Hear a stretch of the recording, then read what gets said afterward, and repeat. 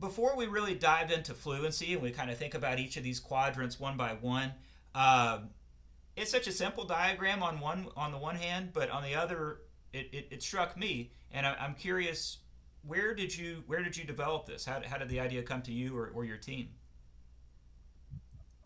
Well, so that's a super awesome question. And you're the first person to actually ask me where this came from.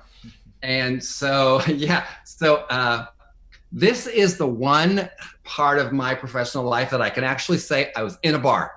And I was in a bar after Norm Webb had given a speech to our students at San Diego.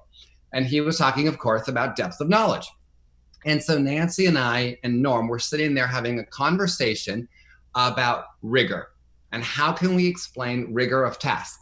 And we started this talk about difficulty versus complexity. And there we sat at the bar with a napkin and literally drew this out, processing. Now, we didn't have the labels and the names for it.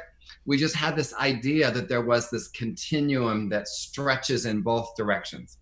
And so that's where the original the genesis of the idea came in that interaction that then Nancy and I've taken on over time to figure out what we mean by that. So thanks for that Excellent. question. That's neat. Everything's got to come from someplace, right?